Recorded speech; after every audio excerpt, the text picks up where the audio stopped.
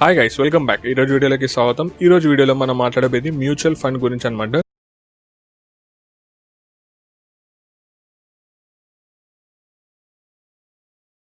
ఇప్పుడు next one, which is best, stock market versus mutual fund. ఇప్పుడు మీరు mutual fund లో ఇన్వెస్ట్ చేస్తే బెస్టా లేకపోతే స్టాక్ మార్కెట్ లో ఇన్వెస్ట్ చేయడం బెస్టా అని అడిగితే సూటిగా చెప్పాలంటే స్టాక్ మార్కెటే బెస్ట్.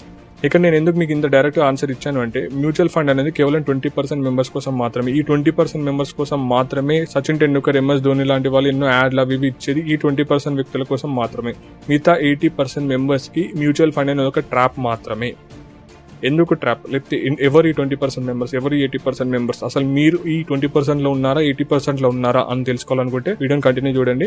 అసలు మీరు 20% మెంబర్స్ లో ఉన్నారా లేరా తెలుసుకోవాలంటే నేను ఒక 3 to 4 పాయింట్స్ చెప్తాను. నెంబర్ 1, మీ ఏజ్ కానీ 40 లేకపోతే 45+ ఉంది.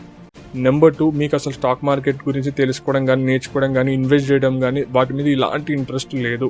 నెంబర్ 3, మీకు అస్సలు టైం లేదు. మీరు ఒక జాబ్ చేస్తుంటారు, 10,000 లేకపోతే 50,000 లేకపోతే ₹1,00,000 అయినా కానివ్వండి, మీరు ఆ జాబ్లోనే కంటిన్యూస్గా వర్క్ చేయాలనుకుంటున్నారు. స్టాక్ మార్కెట్ వైపు మీకు ఒక్క అడుగు కూడా వేయాలని లేదు. సో మీకు అస్సలు టైం లేదు స్టాక్ మార్కెట్ కోసం. అయితే ఈ 3 క్వాలిటీస్ మీలో ఉంటే మాత్రమే మీరు మ్యూచువల్ ఫండ్ ని సెలెక్ట్ చేసుకోండి. అండ్ ఇంకో పాయింట్ ఏంటంటే, మీరు లాంగ్ టర్మ్ ఇన్వెస్ట్మెంట్ ని సెలెక్ట్ చేయాలనుకుంటున్నారు. సో ఈ 4 కేసెస్ లో ఏదో ఒక కేసులో మీరు ఉన్నారు అంటే మీరు ఆ 20% మెంబర్స్ లో ఉంటారు.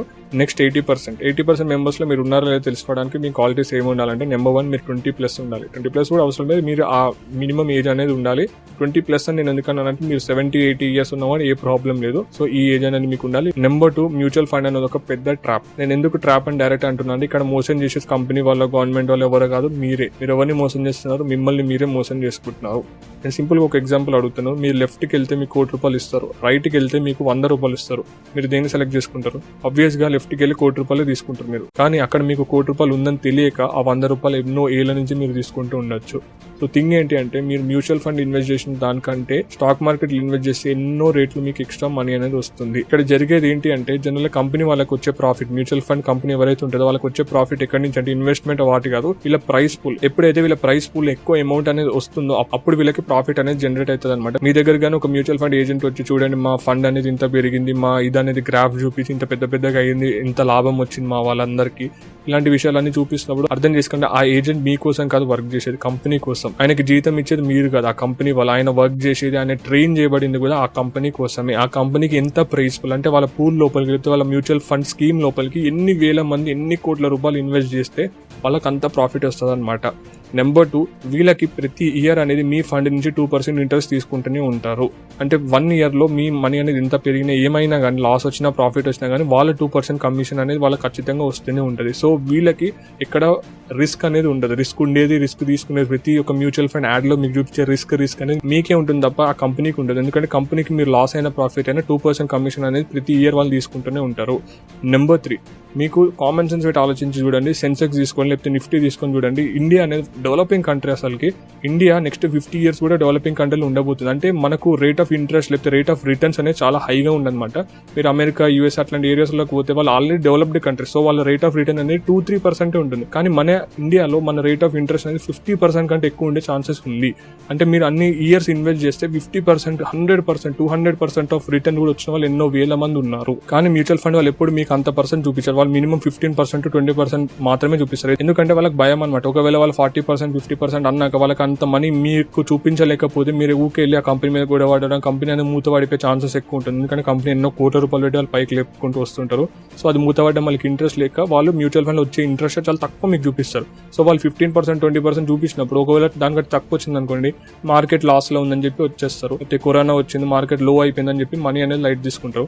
ఒకవేళ ఎక్కువ వచ్చింది అనుకోండి, మీరు ఇంకా హ్యాపీగా ఫీల్ అయ్యి ఆ మనీ మళ్ళీ మ్యూచువల్ ఫండ్ లో వాళ్ళ కంపెనీలో పెడుతూ ఉంటారు వాళ్ళు. సో ఇంట్రెస్ట్ అనేది చాలా తక్కువ చూపిస్తారు అండ్ మీకు వచ్చేది కూడా చాలా తక్కువ వస్తుంది. అండ్ నెంబర్ 4, మ్యూచువల్ ఫండ్ లో వచ్చే ఇంట్రెస్ట్ చాలా చాలా చాలా తక్కువ అనమాట. నేను చెప్పాను ఎప్పటి నుంచో, స్టాక్ మార్కెట్ లో మీరు అదే మనీ పెడితే మీకు ఇంకా ఎక్కువ ప్రాఫిట్ అనేది వస్తుంది. సో మీరు అడగొచ్చు, బ్రో అప్పటి నుంచి మీరు మ్యూచువల్ ఫండ్ కాదు స్టాక్ మార్కెట్ బెస్ట్ అంటున్నారు కదా, మరి స్టాక్ మార్కెట్ ఎలా ఇన్వెస్ట్ చేయాలంటే మీకు 2 types ఉంటుంది. నెంబర్ 1, నేర్చుకొని ఇన్వెస్ట్ చేయడం. స్టాక్ మార్కెట్ నేర్చుకోవడం అనేది మీకు అబ్రాడ్ 6 to 7 years లేకపోతే 5 to 6 years టైం అనేది పడుతుంది. లాభాలు రావడం కోసం కాదు, జస్ట్ పూర్తిగా నేర్చుకొని ఒక ఎక్స్పర్ట్ అవ్వడానికి అవ్వడానికి మీకు 5 to 6 years to 7 years time పడుతుంది. కానీ దాని లోపలనే మీరు ఎంత అమౌంట్ అనేది ఎర్న్ చేస్తూ ఉంటారు ఆబ్వియస్ గా. ఎందుకంటే మీరు స్టాక్ మార్కెట్ గురించి నేర్చుకున్న 1 month లోనే లేకపోతే 2-3 months లోనే మీకు ప్రాఫిట్ అనేది మీరు జనరేట్ చేయొచ్చు.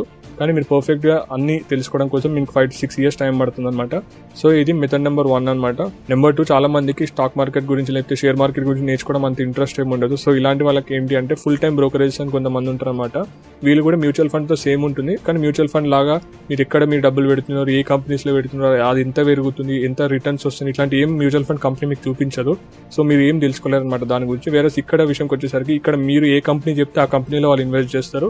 మీకు తెలియకపోతే వాళ్ళు మీకు సలహా ఇస్తారు, ఇది మంచి కంపెనీ సార్, దీంట్లో ఇన్వెస్ట్ చేయండి అని. సో మీకు నమ్మకం ఉంటే వాళ్ళు చెప్పిన దాని మీద ఇన్వెస్ట్ చేయొచ్చు. ఇక్కడ తేడా ఏంటిదంటే మీ మనీ అనేది మీ కళ్ళ ముందే ఉంటుంది అనమాట. మీకు ఎప్పుడు కావాలంటే అప్పుడు విత్డ్రా చేసుకోవచ్చు.